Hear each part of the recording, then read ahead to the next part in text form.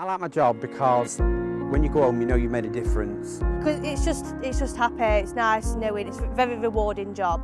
Very rewarding when you've helped. It could be like the tiniest thing that you've helped someone with, but it's like massive to them. Just generally making that difference, because like I say, some people don't see anybody, or they've got a son that lives 40 miles away that comes on a Wednesday, you know, and that's all they see in general. And it's just nice that you made a bit of a difference to them, you know, conversation, chat. They are brilliant. Richard, the carer there, and Leah, the carer there, they are absolutely brilliant. I can't fault them. It can be a very stressful job, but on the other hand, you get more rewards out of it than you do stressfulness. And it's nice going to service users and they smile at you. You made the day. If they walk in and they smile at you, you know you've done something right. I actually did something completely different before, but because I looked after my grandma a lot, so it like forced me to go in and help other people. So if I could do it for my grandma, I'd do it for everyone else. And best job I've had so far, to be honest. Come in and I might be feeling a bit low, and Richard will say, "Good morning, Doris," and I'll say, "Good morning, Richard, good morning, Leah," and I might be feeling a bit low, and then all of a sudden, them just saying them words, "Good morning," and "How are you today?" and they cheer me up. Really, really lovely. It's like a lot of people, I think, oh God, Karen, I couldn't do that. But community is so much different. Like, some people will just go and see you to have a chat with them because they're lonely and they just want to see.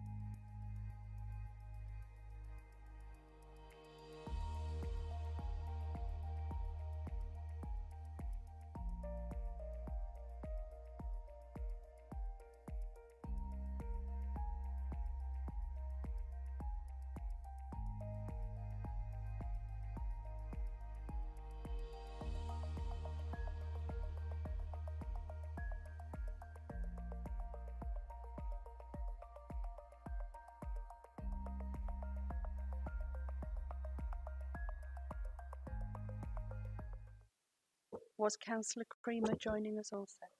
Okay, thank you. Thanks, Nathan. Have you started the live stream?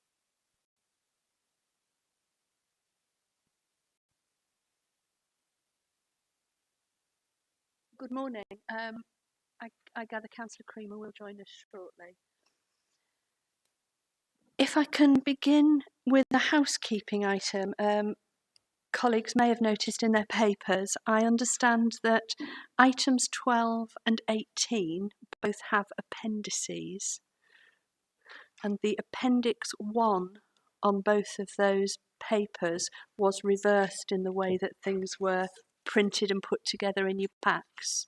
So you do just need to take the Appendix 1 papers from items 18 and 12 and reverse them, and everything will make perfect sense.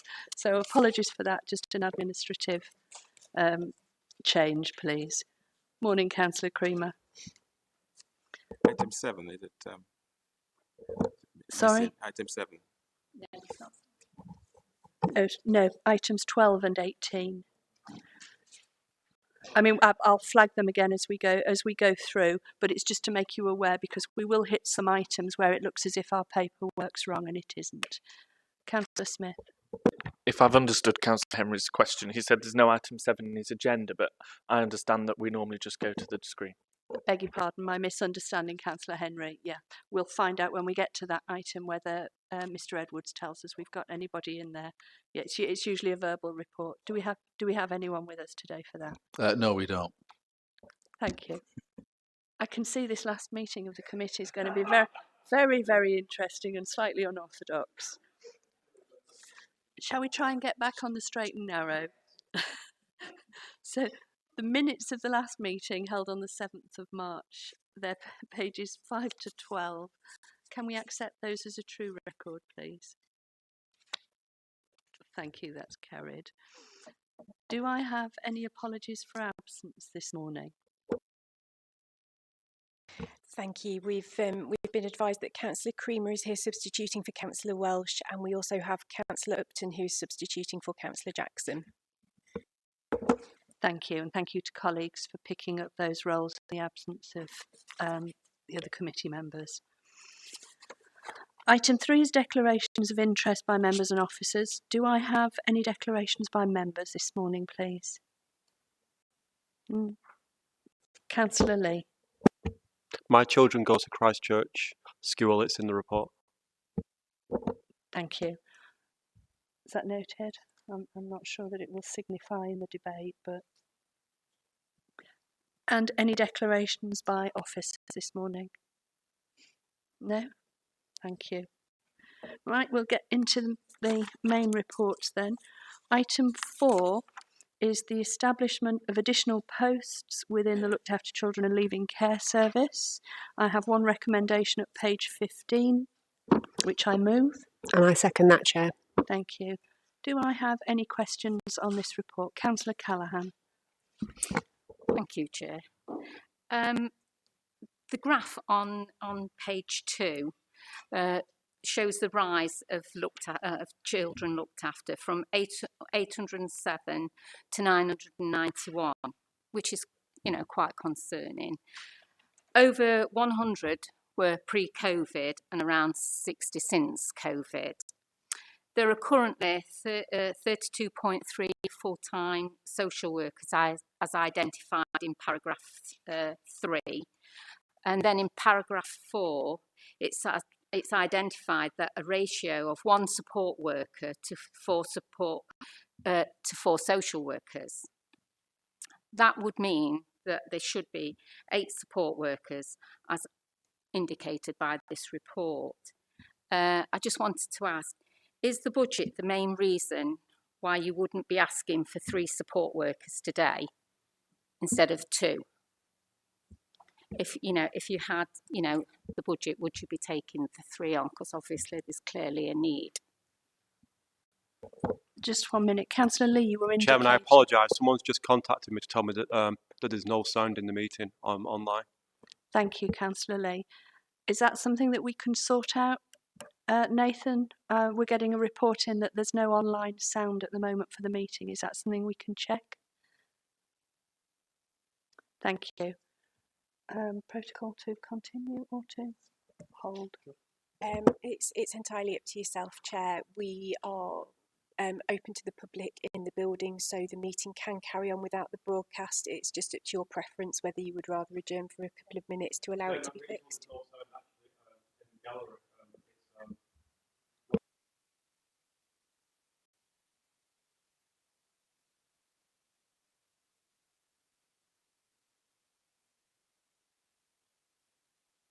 Forgive me, colleagues, if we can just hold and we'll see if we can sort out the technicals.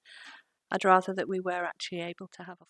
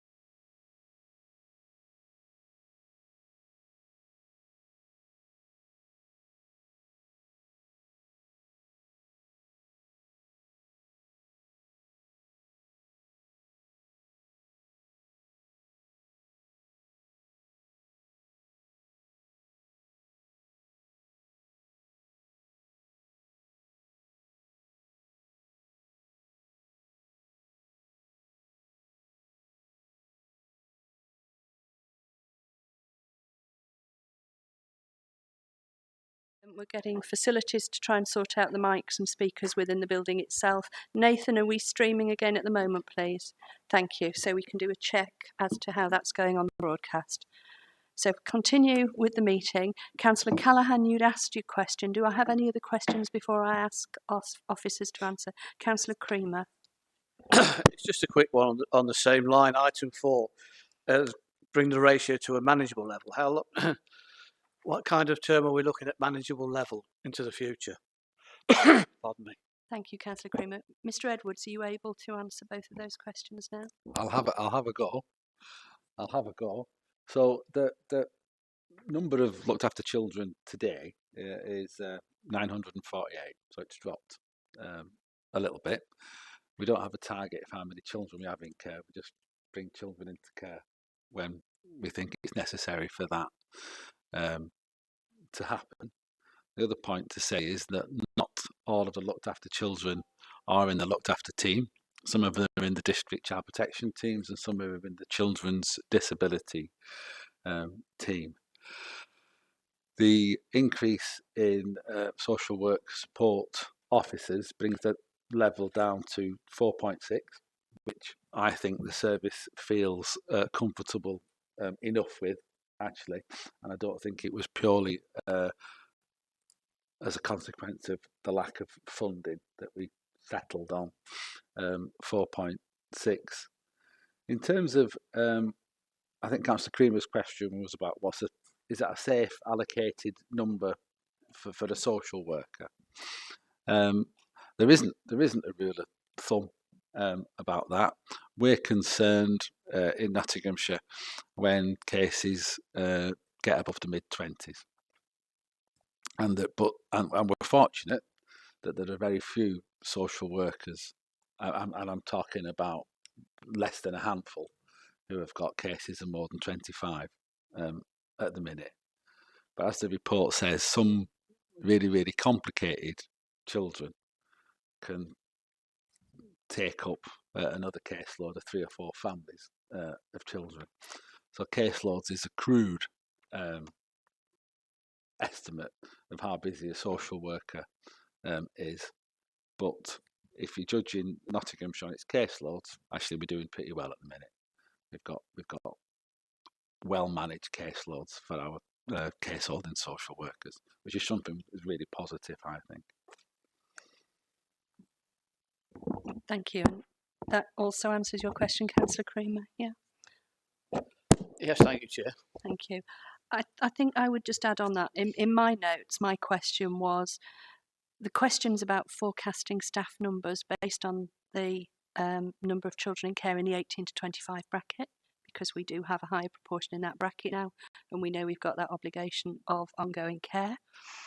And also that the sort of numbers and ongoing contact and responsibility that brings, and it is, there's a little bit of crystal ball in this, as Mr. Edwards says. We don't know how many children we will be bringing into our care. I think all we can do is say that this is another positive investment in extra staffing where we've identified the need.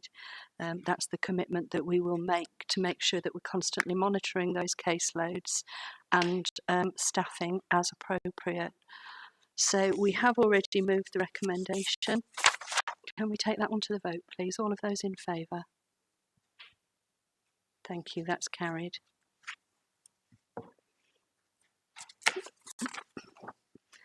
Item 5 is a change to the staffing establishment at Adoption East Midlands.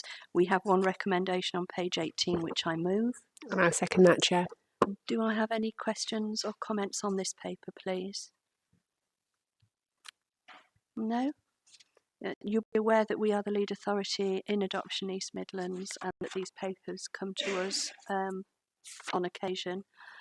This is again another example of adjusting the staffing base so that we are staffed appropriately. So if I have no questions, I'll take us straight to the vote on that one. Thank you. All those in favour? Thank you. Item 6 is the Contact Service Annual Report. There's one recommendation on page 26 of your papers, which I move. And I'll second that, Chair. Thank you, Councillor Anderson. Do I have any questions or comments on this paper, please? Councillor Callaghan and then Councillor Deakin. Thank you. Paragraph 31. Is it cause for concern as of 22-23? There is no extra funding available for this team. My question really is, obviously you're wanting to make the deputy team leader post permanent. Will there be subsequent funding to keep that post going? Is there no other way looking at the team leaders and what other things can be put in place if that was not available? Thank you. Thank you. Councillor Deakin, you had a question also. Thank you. Mine's mainly, I've got a bit to do with Mansfield and Ashfield with no contact centre within that sort of area. And so is there, I think it's a very important service that we do. Is there any correlation between when families and children have got to travel that distance further, between the success of the visits? Do we need to be looking more at the geography so that for the Mansfield Ashfield area there's something within that section as well, so that there's the space better within the Nottinghamshire area? Thank you. Thank you, Councillor Deakin. Mr. Edwards, Lawrence, are you picking that one up? Thank you. I will do, yes, thank you. Just in relation to the budget, we've got another budget round coming up, so we'll have a look at what the needs of the service are. It changes quite regularly in terms of what the needs are across that service, so we'll keep it under review, and if we need additional funding for the structure, that will go into the budget round ready for next year. So we've got attention to that, and we'll start that soon. I think there's a little confusion in terms of the terminology in the report. The central area is what's for Mansfield and Ashfield. So Sandy Bank is our contact centre that we use across Mansfield and Ashfield, which is a large contact centre actually and very well used. So we've got attention on that, and there's not a problem in terms of provision. But what we constantly do is have a look actually at what the makeup is of families needing contact so that we can shift buildings accordingly. Thank you. Do I have any other questions on that paper? Councillor Creamer. Yeah, it's just a quick one. On the completion of the centres, Beeston Central should be completed in April. Is that still the case? That's the only question. As it's April. As I understand from property colleagues, yes, that's the case. Thank you, Mr. Jones. And again, I would add, partly in response to Councillor Deakin's question, obviously the specific geography is being covered by Mr. Jones' answer. I tend to look with a Bassett Law head, you won't be surprised. So obviously I look at places like the Chancery Lane project and the Worksop project. I completely agree with you in the notion of having geography as a factor in where the contact centres are. It takes a while to get put a building where you maybe need it, so there's always going to be those lags, and these have been live projects for me throughout my term of office so far. They are advancing, never fast enough, but yes, it most certainly is a factor. It will remain a factor as long as I have anything to do with it, and I just keep pressing officers to build them and open them faster, please.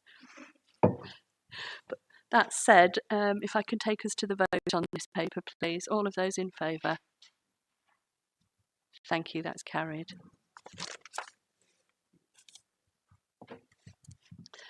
Item 7, Mr. Edwards, is foster carer items. Do we have any today? Well, the last committee meeting, and we haven't done very well because the flag meeting's actually tonight. So I haven't got any foster care items, but I will feed any back to yourself, Councillor Taylor and Councillor Anderson, should there be any from tonight. Thank you. And as we go into the new governance structures, then we need to think of ways of actually being able to communicate with our colleagues about the items as they're raised. I think this is still a work in progress for all of us.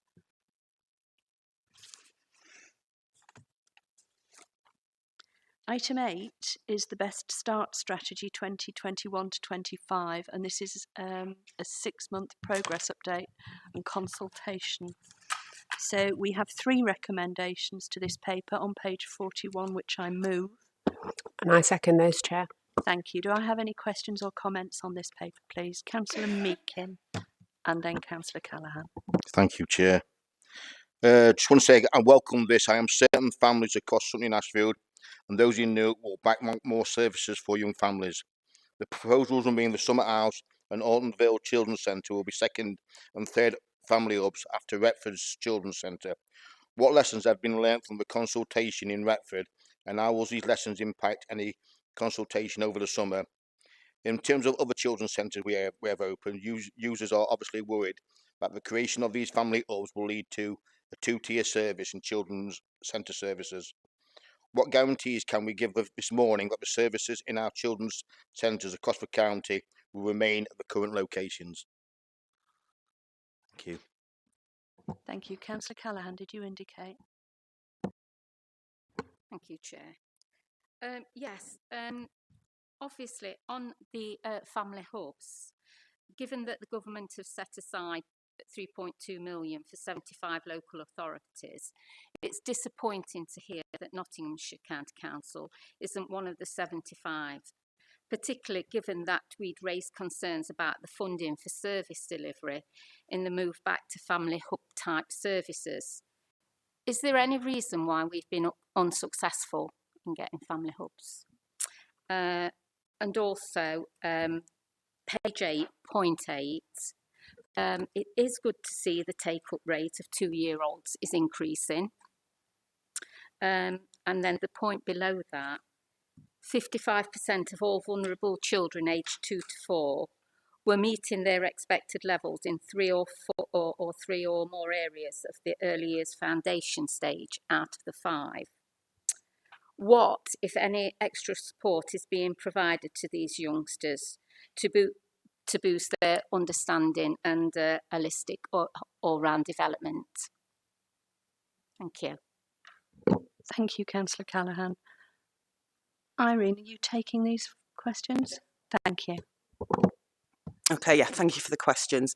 So in terms of the first question around the consultation and what the learning was from Retford, I think the biggest learning we had from it was make sure that we've got dedicated consultation with young people, which we did in Retford, and that was quite successful. So there will be for the next 2 design sites, online questionnaires for adults, which includes professionals and parents, online questionnaire for young people, but they will also be available in hard copies. Youth Service are actively involved and will help. So they've helped us design the questionnaires, for example. So they will go ahead and try to engage young people. The other learning that we had actually was actually stand outside school gates and get the parents as they come in and out. And that worked really well in Retford. So we'll be doing that. And we've got children's centre teams that will help with that, as well as the youth service. So hopefully we'll get some really good responses. So we have learnt, and we will carry on learning, I'm sure, from these exercises. In terms of the guarantees around children's centres and current locations, I mean, we can guarantee that children's centre services will be unaffected. At the moment, there are absolutely no plans of changing locations or changing those services happening in those buildings. That will stay the same, with the view that the 3 design sites that we will have will influence what happens in the children's centre service. But I must reassure you all that the services for under 5s, the children's centre services, health visitors and so on will absolutely remain. If you read any of the guidance around family hubs, Best Start has to be, this is partly why it's in the paper, Best Start has to be part of the family hub work. If we're talking about early help and early intervention, we feel that getting in at sort of antenatal stages are absolutely important, and that's something we're moving towards, which is great. In terms of questions around the funding, we too were very disappointed to hear that we weren't successful. We did some digging to find out how local authorities were selected, and it was based on deprivation. So there was 25% of the local authorities selected had to be from 2-tier local authorities, but we missed out. We were next on the list. So we unfortunately didn't get the funding for that. However, it will not stop us in what we're doing. We're using the resources that we've already got available, and we're still waiting for the outcome of a bid that we made before Christmas to the Family Hub Transformation Fund. We should hear after the local elections in May. So fingers crossed we will get some of that, because that was for funding for dedicated workers to engage schools and so on. In terms of the extra support for children in terms of their development, there's a lot more work happening at the moment, again trying to get in there much earlier. So you can't wait until they've hit sort of an early years setting.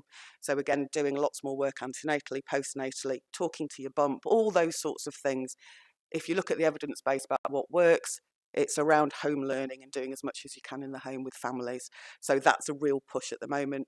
We have commissioned a substantial evidence-based programme that the Children's Centre Service is delivering at the moment, which is home-based, and they will use that in various programmes as well, and they will be training others in it. So it's quite exciting times, I think, in terms of doing as much as we can around getting children ready for school.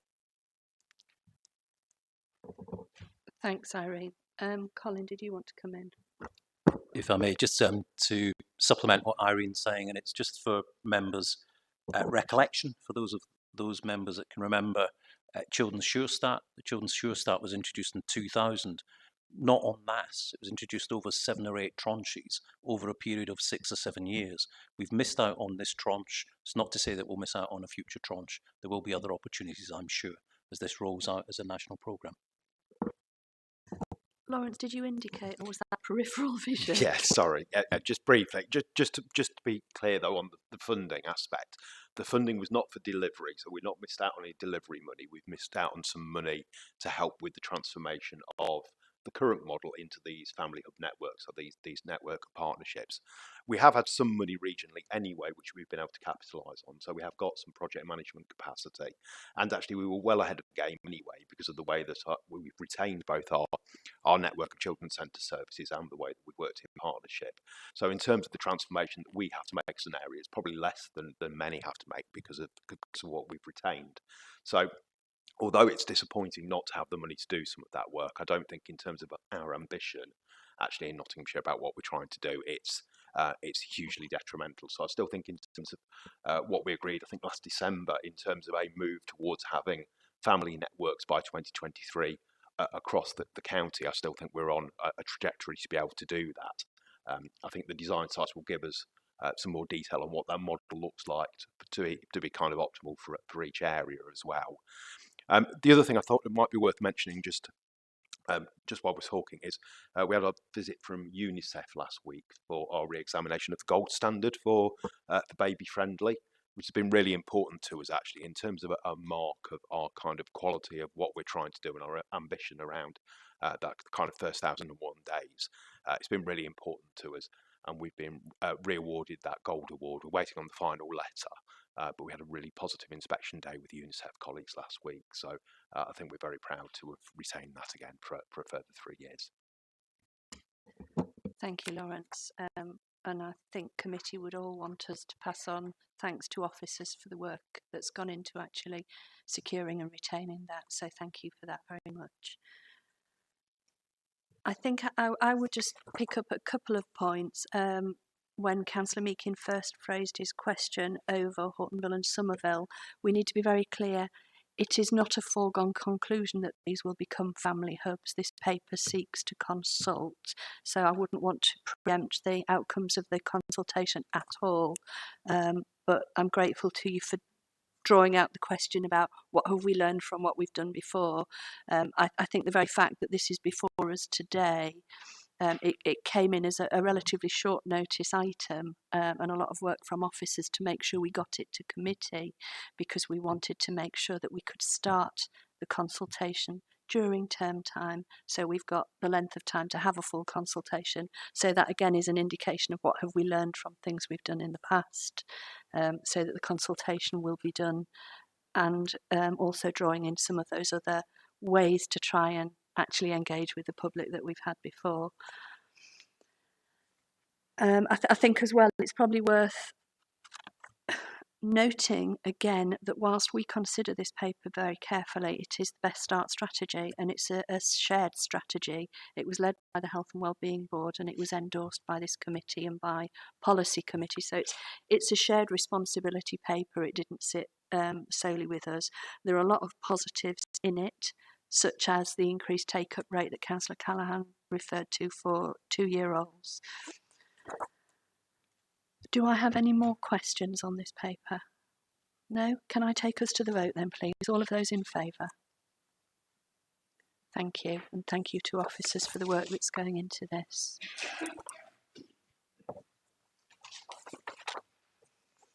Item 9 is the outcomes of Ofsted inspections of schools, and this is a termly update. There are 2 recommendations on page 49, which I move. Second those, Chairman, reserve the right to speak. Thank you. Do I have any questions on this paper? Councillor Callaghan and Councillor Deakin next. Thank you. Thank you, Chair.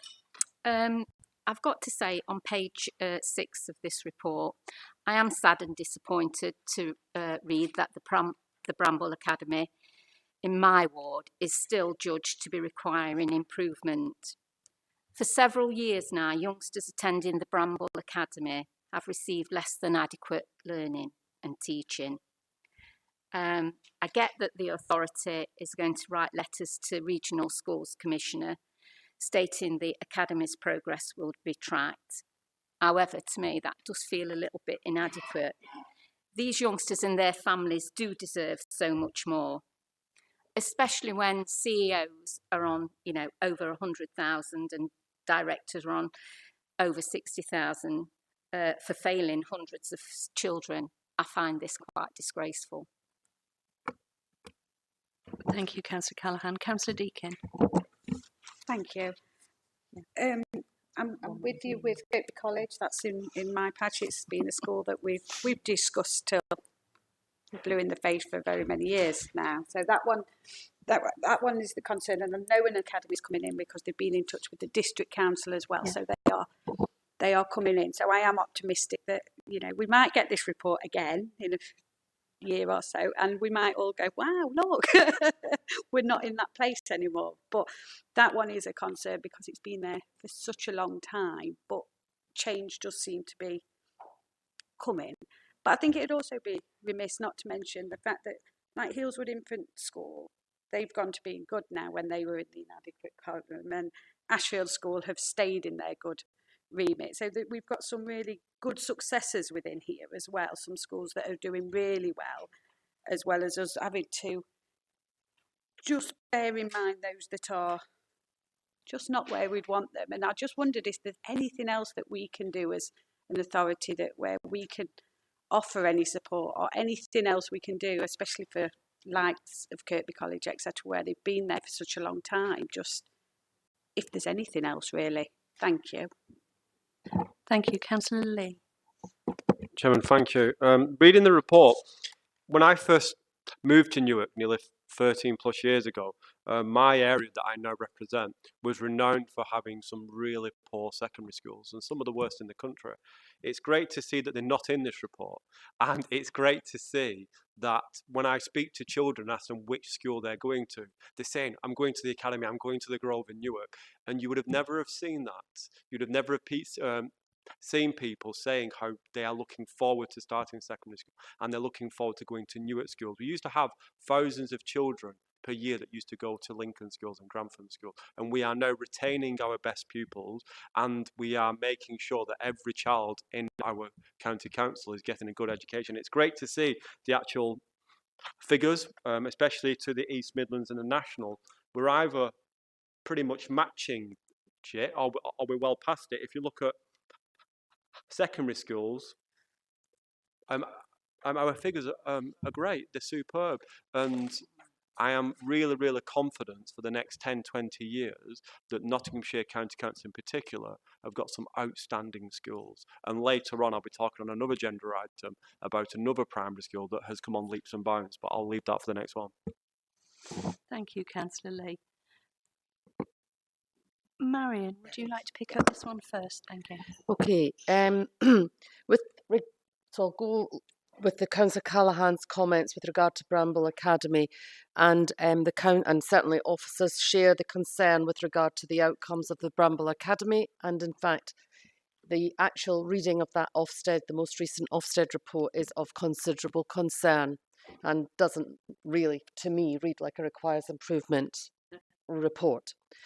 However, it is, I understand this to be public information. The Bramble Academy is part of the Evolve Trust, which is in the process of essentially being dissolved. I'm not sure of the legal terminology for that. There are, in fact, 4 schools in the Evolve Trust. There is 2 mainstream schools, which is the Brunts Academy and this one, the Bramble Primary Academy, and 2 special schools, Harlow Special School and the Beach Special School. What we know already is that the Harlow Special School has already been rebrokered as a result of the concerns there. And what we also know is that the 3 other schools are in the process of being rebrokered, but we do not know yet which trust will take them on. And just as the new trust going to Kirkby College, I'm hoping that once we know who will be the new Academy Trust for the Bramble Academy, that we can also have a confidence that there will be rapid improvements. Officers and teams work and challenge the Bramble Academy, and we are working quite constructively with the new supportive leadership at the moment. It's the Greenwood Academy Trust, which has oversight of the Evolve Trust School, and the Greenwood Academy Trust is engaging comprehensively and fully with teams. So whilst we share your concern, we are confident and optimistic that with a new sponsor, the school can rapidly improve, which will be good. With regard to there being the Flying High, obviously the Red Hill Teaching School, and that's where the support comes from, the funded support, with raising concerns with the Regional Schools Commissioner. The children at this school have a far better chance at education than they've clearly had recently.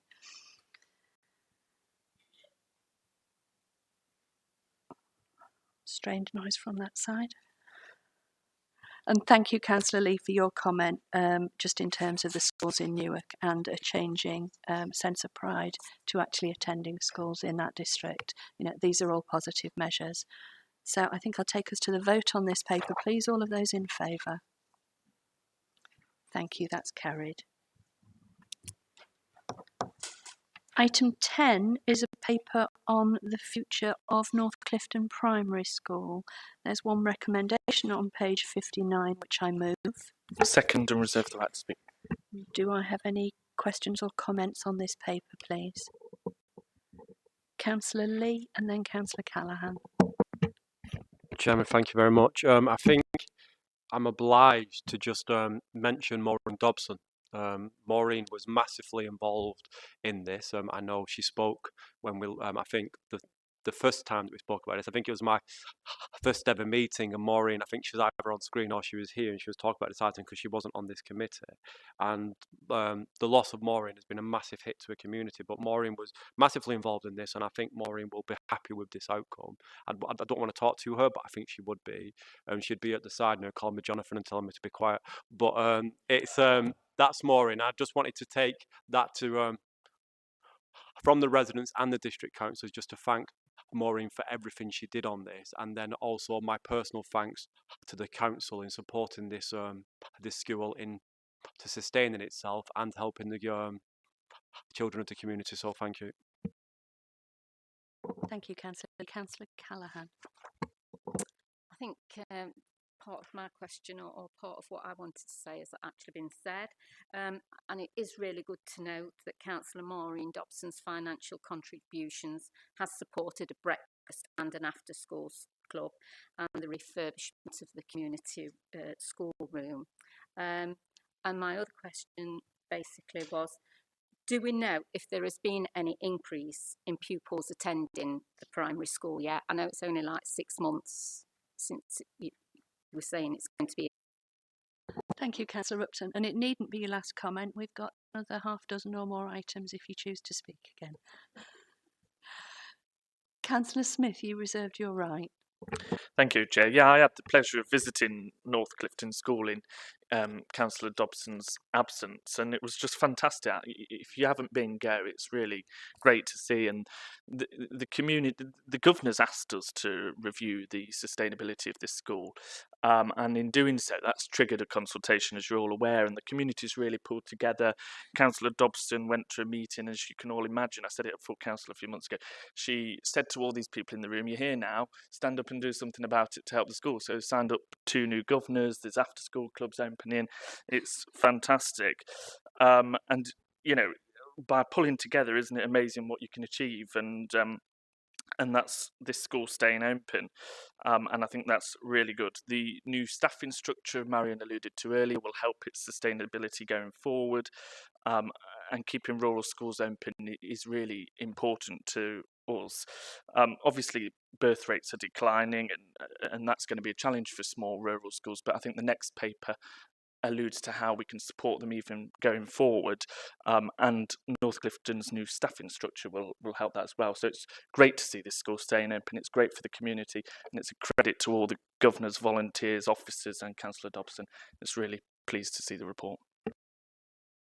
Thank you, Councillor Smith. Colleagues will gather that Councillor Smith nicked my script this morning while I was at an earlier meeting. So he's covered off most of the salient points.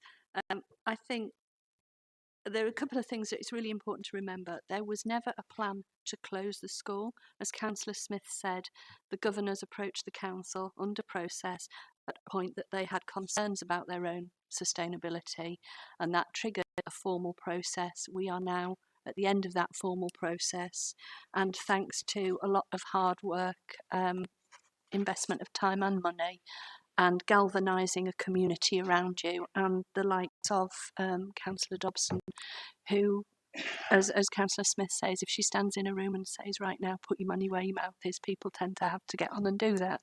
So for this school and for this community, whilst this has been a very difficult period of 10, 12 months, it's also, I think, been a very positive time for them. And with the decision that we take in here today, that should conclude that difficult and uncertain time and actually give them the freedom to actually just get on with what they should be doing, which is delivering good education to the children in those villages. So I think that the school has now received this recommendation and has received it positively. Sorry, Marion. I just wanted to just clarify, because sometimes when we talk about new staffing structure, that has connotations. There is changes in that the current executive head teacher is going back to his other school, and that there will be another executive structure. So there will be changes, and gradually, hopefully, as the numbers increase, the governors will have opportunities. I didn't want there to be any misunderstandings about that. And I think it's important, because there was a question asked about whether there has been an increase in pupil numbers. I think it's always difficult for parents to make those kind of choices when they think a school might be at risk. Why would you make that choice? So again, with the decision that we make today, one would hope that they'll have more certainty, and that will again in itself be a positive for the school. I don't think we can go to the vote and let this pass without actually making sure we do have on the record specific thanks to the school, so in its leadership, in its staffing, in its governors, and to the wider community, to actually make sure we do have a formal record of thanks for the efforts that they've taken, actually because they're proud of their school and they do want it to survive. And I do think that needs to be something for the record. Having said that, then I will take us to the vote. All of those in favour? Thank you, that's unanimous.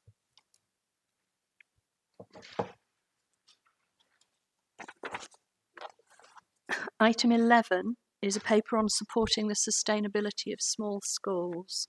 And you'll remember that this partly came out of those earlier conversations about North Clifton and recognising that we needed to be proactive in our approach.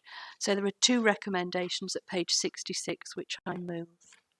Second those and reserve the right to speak. Thank you. And I think colleagues should have some ancillary papers, because we realised that the papers in the pack were printed in black and white, and it's always a bit difficult, so you should have some. These are not different papers, they are simply coloured papers to make the debate easier. We were going to project it, but we couldn't guarantee the technology on the day, just in case. So you do have those extra papers, not because there are any changes, simply because they're in colour. Okay. Do I have any questions or comments? Councillor Lee. Chairman, thank you. I did mention that my children go to Christchurch School, but I'm also the district councillor for that area.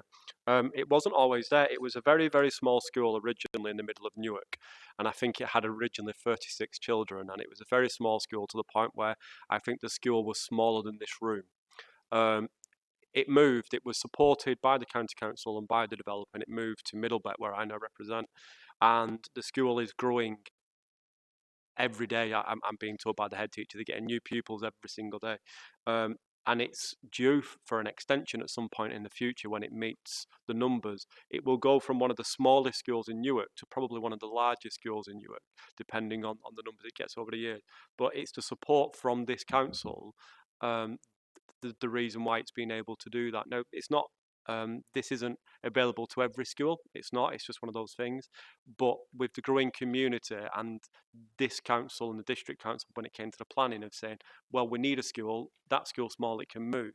It was, and I'd just like to thank this county council and Sam and yourself in particular, because I know you've been involved with this school, for the support it's had, because it's a great school. It's an absolute superb school, and I know there's lots of parents from around the area that are looking at this school thinking, oh, I might move my children to this school. So it is going to grow, and thank you very much to the county council for that.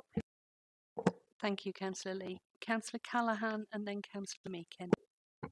Yeah, as a Labour group, we'd just like to say that we do support small schools, because they're much more than just schools. They're part of the community, they're part of the culture of where people live. So it is really important that we do, as an authority, support small schools wherever possible. Thank you, Councillor Callaghan. That's appreciated. Councillor Meakin. Thank you, Chair. I am pleased with the council has shown its commitment to smaller schools in item 10, and I welcome the fact that the report states this report well, I've lost myself now. Revolving across the country, the impact of school closures have on communities they serve. Many rural areas suffer as people buy expensive second homes and educate their children in the primary residence. In Ashfield, due to its small geographical footprint, we only have 4 smaller schools, which are nevertheless critical to the communities.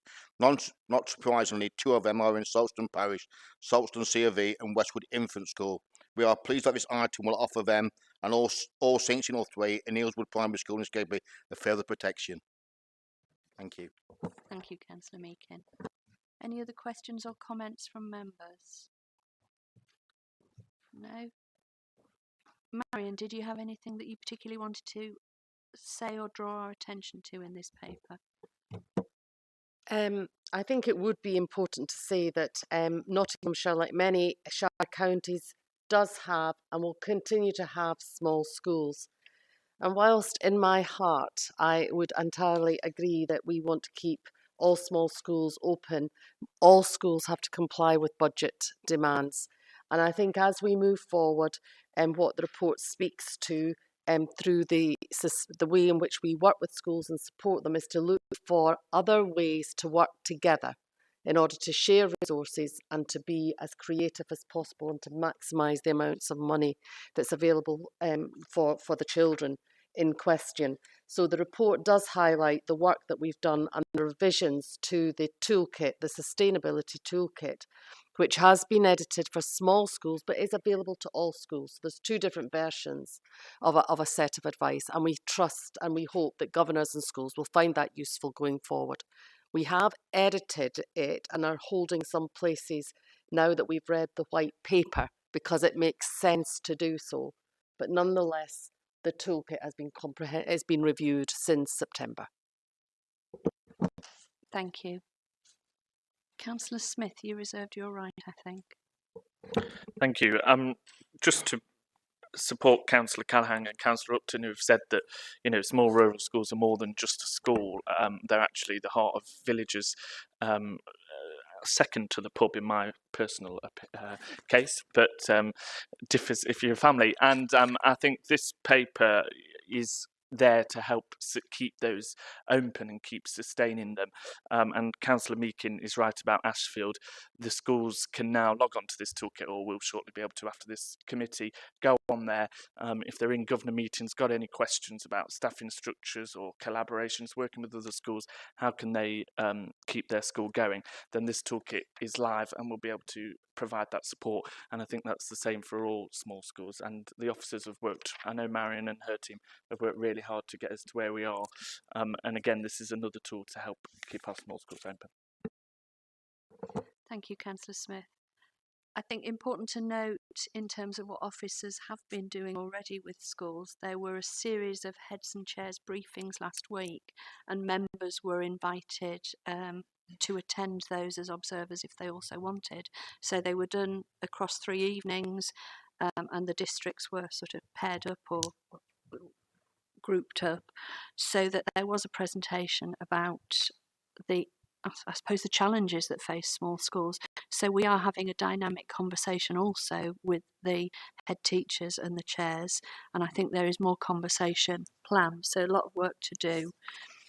I think it's worth noting, we did say that North really focused our attention on this as an issue for more schools than it. And it is important to say that not only do we value small schools, and there is a presumption against closing small schools, but we are also governed by, as Marion said, the need for budgets to be managed properly. There's certainly no magic money tree to fund schools that are in deficit. So this is the council's endeavours to support schools to support themselves with strong, robust management of their staffing, their pupil populations and their budgets, and that's what we will continue to do. There are some challenges I suspect that the white paper may throw out, because members will be aware that there is some talk of whether schools should move towards academisation. It's certainly not mandated, but we do need collaboration of some sort. Schools need to do that in order to be able to share the burden, share their experiences, and actually guarantee their own future. So if they're in, sorry, I beg your pardon, Mr. Pettigrew. Thank you, Chair, and if I may, through you, and it's picking up on your point with regards to the conversations with head teachers. Yeah, through your instruction of the Leader of the Council, Marion, Clay and I will be meeting with all head teachers of all local authority maintained schools in the first couple of weeks of June, yeah, to talk about what we know so far of the white paper, yeah, and the opportunities, yeah, that offers with regards to collaboration. One of the things that our small schools can do, yeah, because they've probably got more control over their cost than they've got over their income, yeah, because their income depends upon how many children they get through the door, yeah. But one of the things that the white paper offers in terms of collaboration is that opportunity to share some of those costs across a collaboration and family of schools, whether that's through a multi-academy trust or not.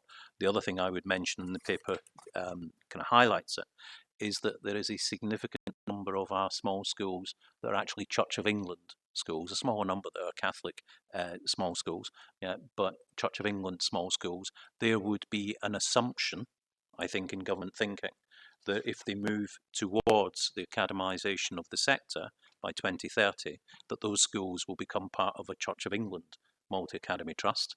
Yeah, that's certainly something that the Church of England would advocate towards. Yeah, I suspect that as time emerges, that will become clearer over the next few years. Yeah, and that will give the opportunity for shared backroom, yeah, costs, etc. That a standalone, either local authority maintained school, yeah, even a faith school, or a standalone academy trust doesn't have the opportunity to do. Thank you. So I think we can take this one to the vote, please. All of those in favour of the recommendations? Thank you, that's also carried. Item 12 is a report on elective home education, and this is an update. There are two recommendations at page 83, which I move. I second those, Chairman. Thank you. Do I have any questions or comments on this paper? Councillor Anderson and then Councillor Callaghan. Thank you, Chair. With the creation of a register for children who are not in school, do officers think that this will highlight safeguarding issues that may have previously been hidden by elective home education? Thank you, Councillor Anderson. If I can take Councillor Callaghan's question before we answer. Thank you. Just to comment, going back to the Bramble Academy, over a number of years, I've had several conversations with lots of parents whose children attend at that school, wanting to electively home educate when those parents themselves have not had enough good formal education themselves to educate their children, which for me poses risks to these children. Are they really being educated? And what system is in place to monitor what those, and actually reading quite a bit of this, there's not a lot that can be done if parents want to electively, home educate. The only time that I came upon something was if your child's got an EHCP plan, then you could not take that child out unless you could demonstrate that you were able to provide good enough education. That was the only time that child was safeguarded. Thank you, Councillor Callaghan. I'll take your question in just a second, Councillor Deakin. I will ask Marion to respond more fully to that, but my immediate reaction to your question is that's the dilemma that we live with currently, that we have no authority and parents don't have to show any form of competency when they're making that decision. Councillor Deakin. Thank you, Chair. It's along the same sort of lines, really, that you can have some exceptionally good home education standards within some parents, and I know a couple of people who do that, and they it's been superb all the way through. But then we have the other aspect where they don't want to engage with us at all, and there's nothing we can do there. So they're the ones that always cause us that little bit more concern, that little bit more, just a little bit more unsure, aren't you? There's just that little bit in your gut that's like, oh, is everything all right? And I think that the numbers on the chart that say why they've chosen to do elective home education, where we've got 303 that have not given anything, and then 27 that say other. So that's a lot, isn't it, where we don't have that information. It's nice to see that figures to do with bullying, etc., are coming down. It's not so much that it's the bullying aspect of things. I'm hoping that the COVID, where there were 66 that have gone into it for COVID, that they might start coming back round again now that everything's coming back down to normal. But I'm with you, there's no magic fix for this, because we don't have the say-so to be able to intervene. I think it's just something that it's always on our mind, and it's always something we think about, especially when there's those who don't want to engage with us at all, just to make sure that things are happening okay. Thank you, Councillor Deakin. And if members will forgive me, I did say to you when we got to this item, I would draw your attention to the fact that this is the first of the items whose appendices are in the wrong places, but I think you would have had the colour charts on your desk, which are the ones that belong with this item. Councillor Barney, did you indicate? Yeah, I mean, I lived in the United States for a couple of years, and initially was quite concerned about home educating, but I've seen it done to a very high standard in America, and seen kids go right through the whole transition from their whole childhood and actually making very successful adults and academically achieving very well. So I think there's a lot of positives, but I have to say, reading this report, I actually was fairly filled with concerns, as others have expressed, more than anything else, not least because of the numbers of children that potentially might have slipped through the system altogether. I found the paragraph 9 quite shocking to read, and actually was astonished. And I did wonder whether we have any idea of how many children at all that might be in our county that have been born and effectively never been put in education, and have therefore fallen through the net. I also, just in the data presented, was astonished to see that numbers have effectively more than doubled since 2017 of families choosing to electively educate their children at home.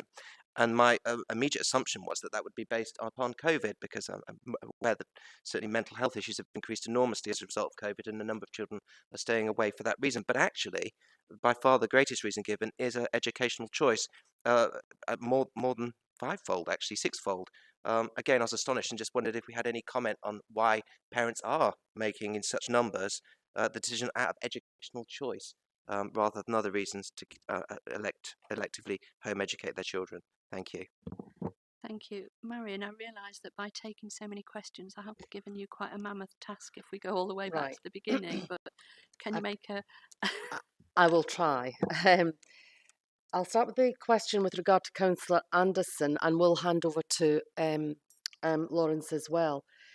School is an absolutely essential protective factor in relation to children, and so a register will certainly help, but it won't in itself protect. It won't in itself protect children. It will help. It will make the children visible, and it means we can have systems to check on them and to double check whether they're known to children's social care.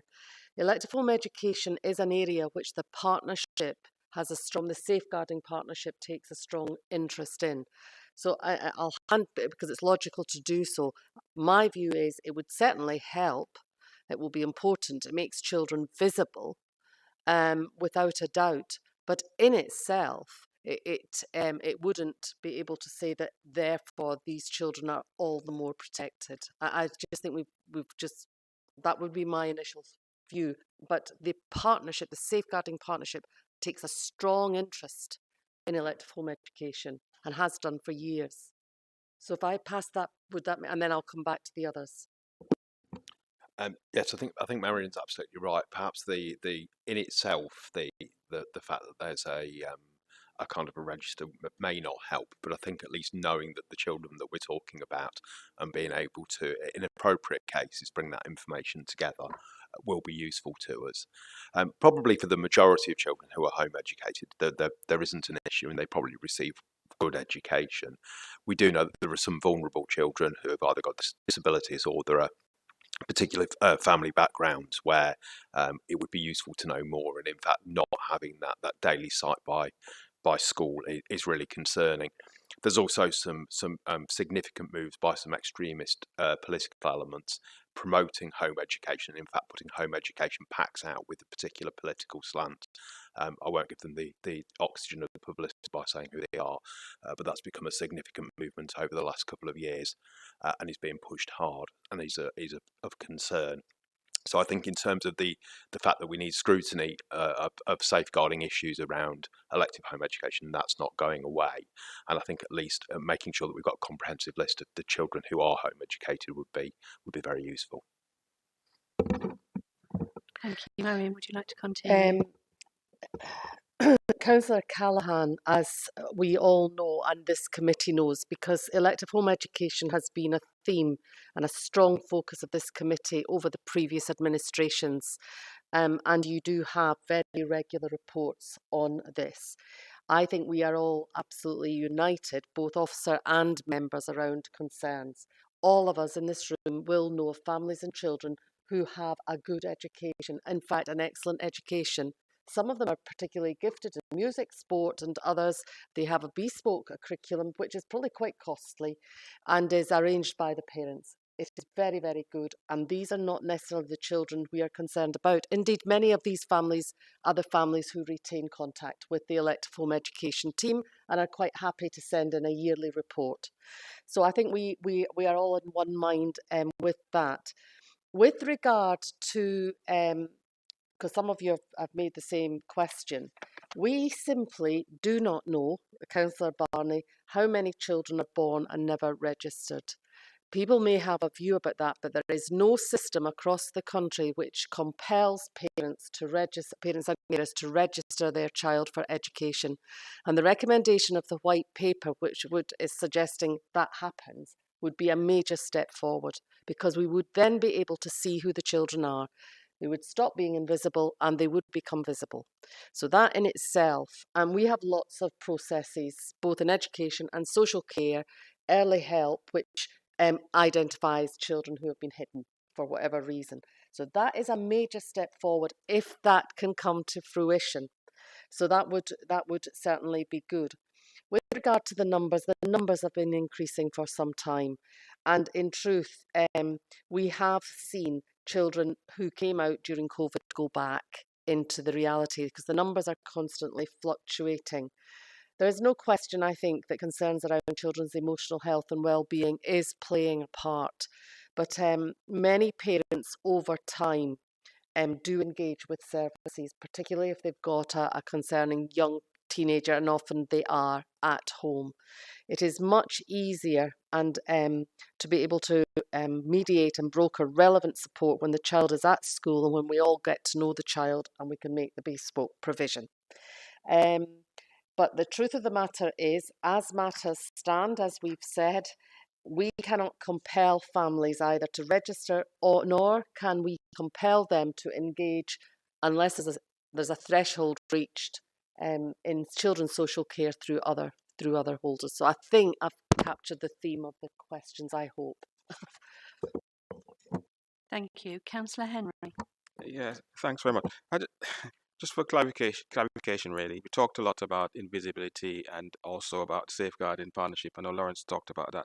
But how does the safeguarding partnership know about those children that are at risk, but not necessarily on any of our radar, really, any part of our register? I guess the answer there will probably be that they don't, unless they come to our attention for the wrong reasons, but that's probably better. I mean, that's the way I would summarise it, Lawrence, but perhaps you put that in more professional language. Yes, I mean, that's the fear, is certainly that there may be children that we don't know about. But Steve, did you want to? Yeah, I mean, there probably will be children that they're unseen that we don't know about.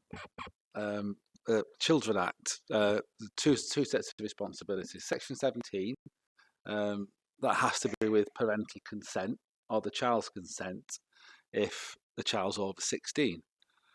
Section 47 is where you don't need to have consent for the state to intervene in family life.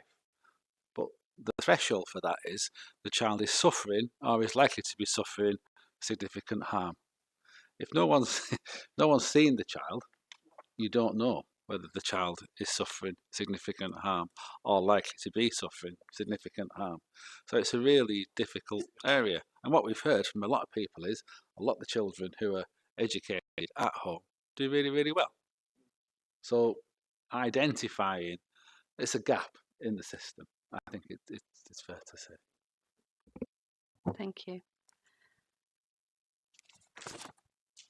Sam, you actually seconded this. You didn't have anything else to add. I think I'm just going to gallop through some of the questions that they've been answered fully by officers, but it is just worth reflecting.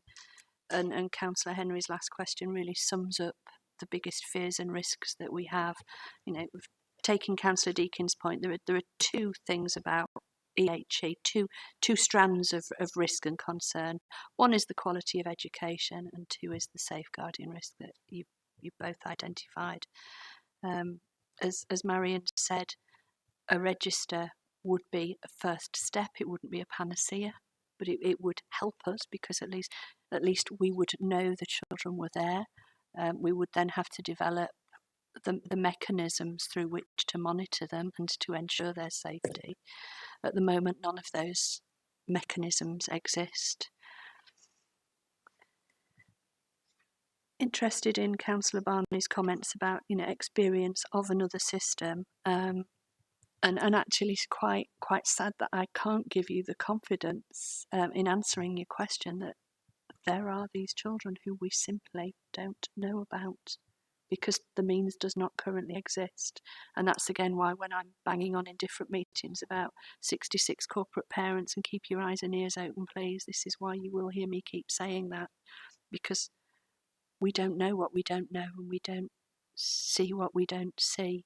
And it's so very important that we do make those best endeavours to see and hear and understand and address. So if there are no more questions, I think I'll take a rather dark and sad piece, but I think we need to take this one to the vote in receiving this report, and that we all need to be mindful of, as the white paper progresses, what opportunities there may be to actually improve the situation so that we are more satisfied that our children are not at risk.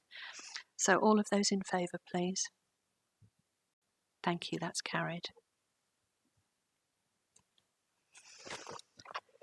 Item 13 is the Tackling Emerging Threats to Children team report.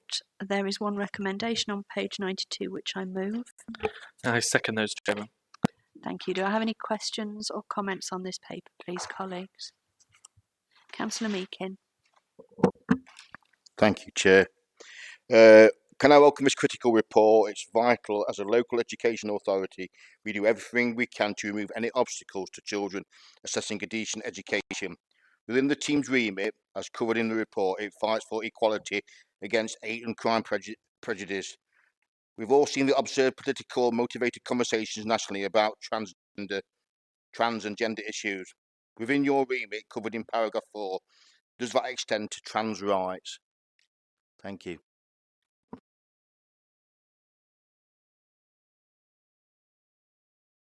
Thank you, Councillor Meakin. Do I have any other questions before I go to an officer for response? Now that's confused me because the screen's just lit up. So is that Sarah on screen? It is, yes. Sarah, would you like to answer that one? I don't have any other indications at the minute. If you could respond. Did you hear Councillor Meakin's question? I did, yes, thank you. Thank you. So yes, in response, our remit covers all aspects in terms of hate crime. So in terms of gender questioning children, those who are going through gender reassignment, yes, absolutely. We would be supporting schools around developing best practice to make sure that those children are appropriately supported and that they're not subject to abuse. Thank you, Sarah. Does that answer your question, Councillor Meakin? Thank you. Do I have any other questions on this paper? Goodness, Sarah, we let you off lightly there. No, is there anything you wanted to particularly draw our attention to in the paper? Not especially, no. Thank you. Thanks, Sarah. In which case, we'll take this one straight to the vote. Then all of those in favour, please. Thank you. That's carried. Thank you, Sarah. Item 14 is a report about the establishment of 2 additional posts within the health-related education team and the education partnership team. There's one recommendation at page 104, which I move. I second that, Chairman. Do I have any questions or comments on this one, please, colleagues? No? Councillor Smith, did you want to comment on this one yourself? No, we can go straight to the vote on this one then, please. All of those in favour? Thank you, that's carried. Item 15 is the holiday activity and food programme update and the establishment of a half delivery team. There's one recommendation at page 109, which I move. And I second that, Chair. Thank you, Councillor Anderson. Any questions or comments on this paper? Lots of hands. Councillor Meakin, Councillor Deacon, was that you as well, or instead? All right, so we'll start with Councillor Meakin and then Councillor Callaghan. So this is report number 15. Thank you. Thank you, Chair. She's throwing me now. Bless her. Right, I'll do mine. Free school meal claimants are the fastest growing group of people in the county. We don't need to tell you the fact that 1 in 5 people in the county claim free school meals. In North Nottinghamshire, the problem was within 1 in 3 parents claiming free school meals in places like Ashfield and Mansfield. Whilst the activities mentioned are welcome for a growing section of our families, many residents feel disenfranchised by missing the court. When Ashfield District Council advertised these events, we are inundated with complaints from angry parents who miss out on the free activities. I appreciate this is a challenge. Just to illustrate the challenge, can you tell me how many families who don't qualify for free school meals actually try to assess the holiday activity and food programme in 2021 and paid a small fee? Thank you, Chair. Thank you. Can I just clarify the way I heard the question, Councillor Meakin? The numbers of families who do or do not qualify for free school meals who didn't get places? No, did you say the number of families who do qualify or who do not? Thank you. Councillor Deakin, did you have a question as well?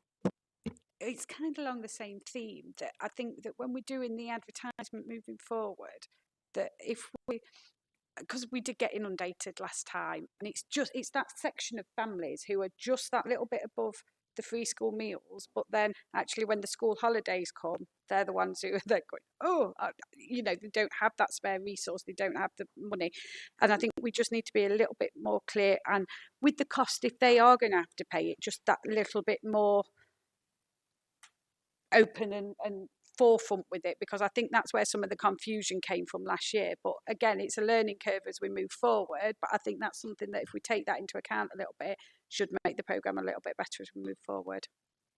Okay, thank you. And Councillor Callaghan. Thank you, Chair. We in the Labour Group hope that these measures are temporary and they're a temporary solution for an immediate problem affecting people who often can't make ends meet. The government need to do more to tackle the cost of living crisis. Otherwise, the need for these types of services will continue to increase and put further pressure on us councils to plug the gap.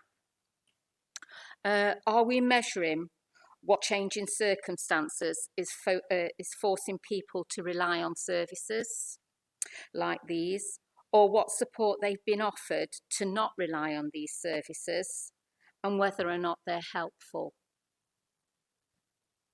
Thank you. Thank you, Councillor Callaghan. Councillor Lee, you also indicated. Chairman, thank you. I'd like to congratulate the government and the council on this scheme. It's a great scheme. We've done these sorts of schemes over the past few years where we're making sure that children have support and are fed where they need to be. And it was great to hear that people that aren't eligible but can still use the facility, so people can still use it if they want to. And it's great because I know where I come from and where I represent, most of them don't qualify for benefits, but when there is that squeeze, they're the ones that suffer because they don't receive anything, so they're the ones that suffer.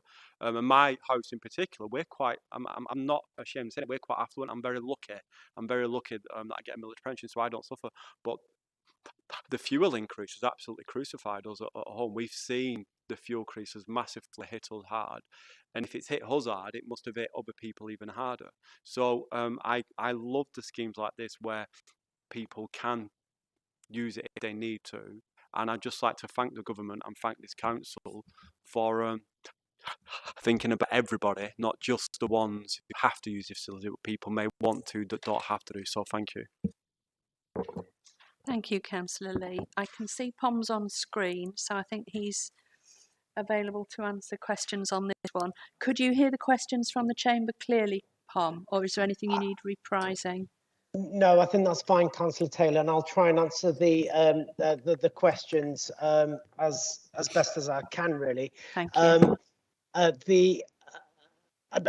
think the comments that have been made and the suggestions are really helpful and welcomed, actually. I think what's worth bearing in mind is that this is a DFE funded programme with very established guidance and guidance around kind of the eligibility, can't say it, the eligibility. Thank you very much. Thank you. It's coming back off leave criteria, which kind of the council hasn't really determined. So we've had to work very hard around kind of creating a system and a mechanism to kind of collate the data that has been required. So some of the information that's been asked for, we don't have readily to hand, but we can look at, building, thinking about how we can kind of gather information around particularly, the numbers of children and young people and families that have access to the programme who aren't eligible for free school meals for future rounds. I think it is, Councillor Lee has kind of referred to this already. There is an opportunity to use up to 15% of the grant allocation to work with our most vulnerable young people, and through our proposal of recruiting a dedicated HAF team, what the idea is that we'll be working closely with district and borough councils and with local delivery partners to reach as many young people as possible who will benefit from this programme. So, there are lessons that have been learnt, and it is we're 12 months into the programme, so we are very much kind of learning how we can improve the programme, and we'll definitely take on all those comments and those points that have been raised. Thank you. Just picking up on Councillor Callaghan's question, because I think of the raft of questions, hers was possibly not covered. She was talking about concerns regarding the cost of living crisis and whether we're measuring changes of circumstances that are leading to the number of claims. Now, I think a lot of that question is a much bigger council question in terms of how we assess the needs and circumstances of our residents. But in terms of those families and young people that you're engaging with through HAF, do we have any means to actually try and compile themes or messages or anything else, just in the context of your engagement, that would be helpful? Yeah, so so we haven't been gathering anything specific to measure, but some of the things that we have been doing is we've got some very positive and helpful feedback from young people and families to kind of share their views around how the programme has benefited them, which, you know, we can share. Some of that stuff is on the intranet as we speak. What we do with through our programs and our activities with young people is that we signpost young people on to other services as well, so that we can ensure that actually the support that young people do need isn't just kind of limited to those 6 weeks worth of delivery. There is an opportunity for ongoing kind of access to provision and support, whether that's through our universal offer outside of that holiday period, or whether it needs to be referrals onto kind of a specialist type of services where we would kind of provide support and access to those. So, you know, there's a whole raft of things that we're doing outside of the programme, and we can continue to kind of do that. But no, it is there isn't a specific kind of data collection where we're able to kind of provide at this moment. Thank you, Pom. I think if I look at some of those questions, sorry, did you want to add anything, Colin? That's okay, but it's when Okay, I'll bring you back in a second. So this is a really tricky one, and if colleagues remember, we touched on this really with Councillor Payne's question at full council, and it is important to remember that we've got two distinct schemes. One is the HAF scheme, which is running through, well, it's running all year round in terms of the work that's going on, but delivered specifically in holiday and break times.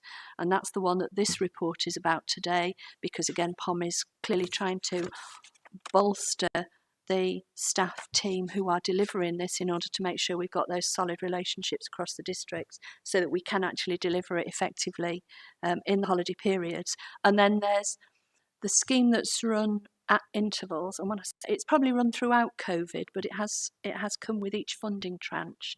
So as recently as that last full council meeting, we had only just learned that we were having specific COVID support funding, which we could use for vulnerable families, including a portion of which we could use to run the free school meal voucher scheme.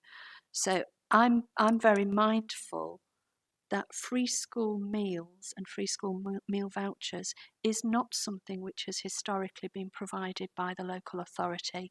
It's something that we have seen over the course of the last 2 years, specifically because of the exceptional circumstances of the pandemic and trying to support families through a government funding stream of which we were simply the administrators. So I think it is important that we recognise this report is about the HAF programme. The conversation about free school meals and what happens to the children who would receive free school meals in term time but not in holidays normally.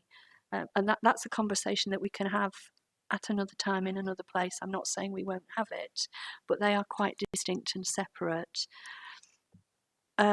Councillor Deakin both Councillor Meakin and Deakin referenced this notion of who's eligible, who's not eligible. Do we advertise well enough for those who are not eligible but would still benefit because they're on the edge? And I guess with any scheme, you will always have people who fall within it and fall without it because there are parameters set. I completely acknowledge, and we've had conversations probably a year or more ago, you and Councillor Helen Ann Smith and I, about this notion of the people who aren't eligible but still struggle. And we talked about this notion of families being able to access this at cost. I'll defer to the way that officers operate and administer the scheme, but I think we have to recognise as well that if a scheme is targeted to a certain eligible group, we have to proceed with caution in advertising it to the non-eligible group, notwithstanding what we've just said about acknowledging people's needs, because we can't fill it with the non-eligible group if that means that the eligible group don't get to access it. So there's a little bit of caution that I would just probably advise there.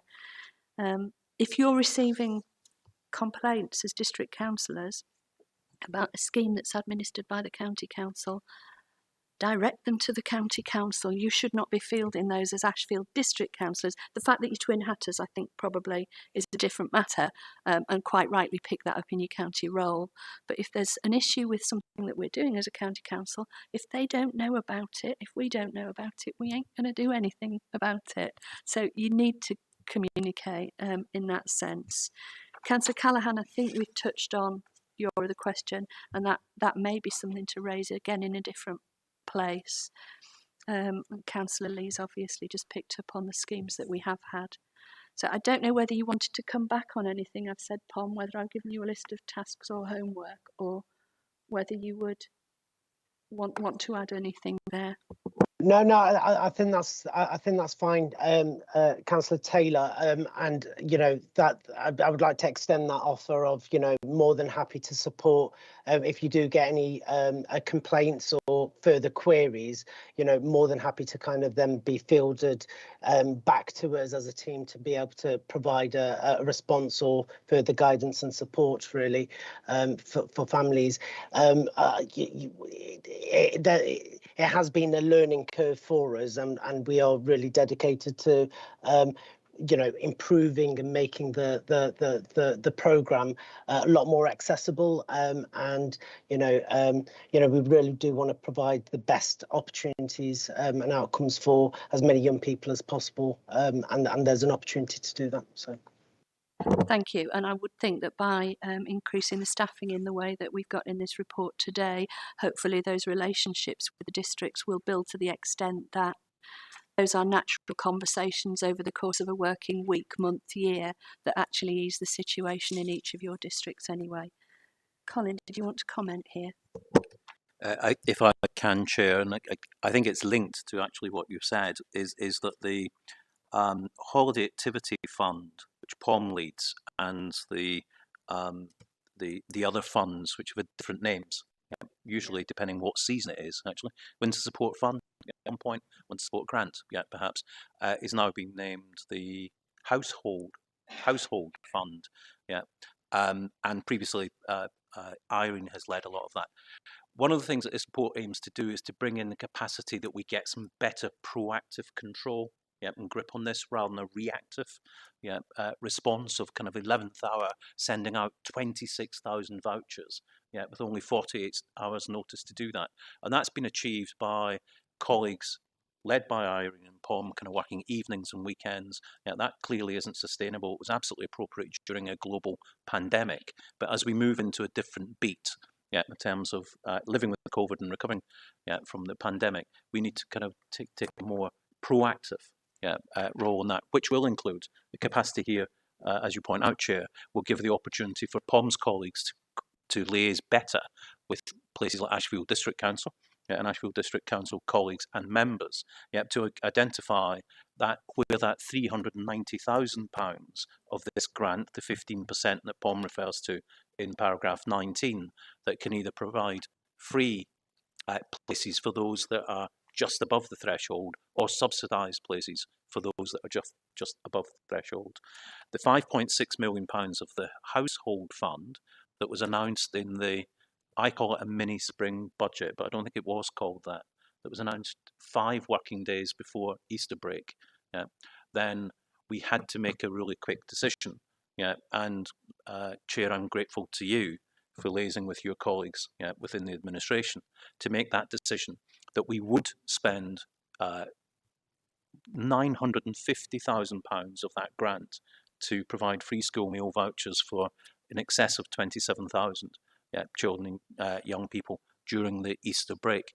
Some local authorities in the country just simply didn't get to the decision. So they didn't make a decision that they weren't going to fund during Easter. They just didn't get to the decision for whatever reason. Other local authorities, including Norfolk, made a decision that they wouldn't fund over Easter. And kind of they've managed that through there. So there are decisions to be made, Chair, as you know, for what happens at the half term in May, May, June, and then summer, because the schemes are connected but different. So the scheme that POM is run is now funded till Christmas, POM. And the household fund that Mark Walker's now leading in place and communities is funded until the end of September. So they are different. They are linked, but very different. But we're getting a better grip of it, I think. Thank you. So I think if I take us to the vote, and it is your first day back, Pom, I realise, but if the vote goes the right way for you today, I expect you to have these people in place as soon as possible. You did tell me it was important. So if I can take us to the vote, colleagues, please, all of those in favour. Thank you, that's unanimous. Pom, you have some more staff and a lot of work to do recruiting. Thank you. Item 16, this is changes to the staffing establishment in the Commissioning and Placements Group. There is one recommendation at page 114, which I move. And I second that, Chair. Thank you. Do I have any questions or comments on this paper, please, colleagues? No? In which case we'll go straight to the vote on this one, please. All of those in favour? Thank you, that's carried. So I'm hoping that makes Lawrence happy as well. Item 17 is the Commissioning and Contracts Board Annual Report, with one recommendation at page 119, which I move. And I second that, Chair. Thank you. Do I have any questions or comments on this paper, please? I'm not sure if this is happy colleagues or exhausted colleagues. In which case we'll take this one straight to the vote also. Thank you. All of those in favour? That's also carried. So the last item today is the Early Years and Schools Forum and Education Trust Board report. One recommendation on page 126, which I move. I second that, Chairman. Thank you. Any questions or comments on this paper, colleagues? Goodness gracious me. Well, we go straight to the vote on that one. Thank you. Of the agenda, I just wanted to basically thank committee colleagues. You'll realise this is our last committee under the current governance structures, and we move to cabinet system at the AGM. So to those of you who have served throughout the time, and to those of you who have subbed, some frequently, some occasionally, I'm grateful to all of you. I don't know yet how our future roles will play out with the cabinet system, and who obviously we'll be dealing with in what way. I suppose I just want to say I do hope that we continue to have conversations, because whoever is in which role from each of the